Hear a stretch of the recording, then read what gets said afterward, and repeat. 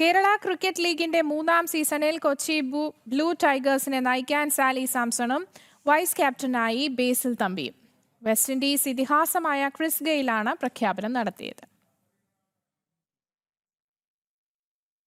Indian താരം സഞ്ജു സാംസണിന്റെ സഹോദരനായ Sally Samson 2ാം തവണയാണ് കൊച്ചി ബ്ലൂ ടൈഗേഴ്സിനെ നയിക്കുന്നത്. സാലി സാംസൺ ടീമിന്റെ ക്യാപ്റ്റനായപ്പോൾ മുൻ Indian pacer Basil Thampi vice ക്യാപ്റ്റനായി തിരഞ്ഞെടുക്കപ്പെടുകയായിരുന്നു.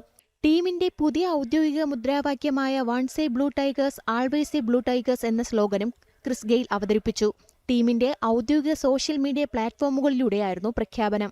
Sally Sampson, congrats on being a captain. I know you're going to lead the team in good faith. You're going to lead us to the championship as well. So all the very best, Sally. Basil, what's up, my vice captain? I want to wish you all the best. I know you're going to support the captain, but we all believe in you, and I'm sure you guys are going to lead from the front.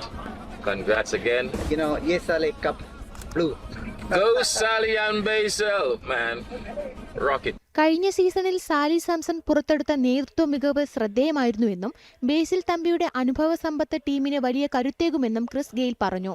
Sally സാംസണിന്റെയും ബേസിൽ തമ്പിയുടെയും നേതൃത്വത്തിൽ blue tigers പുതിയ ഉയരങ്ങൾ കീഴടക്കുമെന്നും champion പട്ടം നിലനിർത്താൻ കൂടുതൽ ശക്തമായ ടീമിനെയാണ് ഇത്തവണ ഒരുക്കിയിരുന്നതെന്നും team ഉടമ Subhash manual കൂട്ടിച്ചേർത്തു. Chris ഗെയിലിന്റെ സാന്നിധ്യവും നേതൃത്വ പ്രഖ്യാപനവും കേരള ക്രിക്കറ്റ് ലീഗിന്റെ 3ാം സീസണിന് കൂടുതൽ ആവേശം പകരുമെന്നാണ് ആരാധകരുടെ പ്രതീക്ഷ. ന്യൂസ് ഡെസ്ക് ജനം.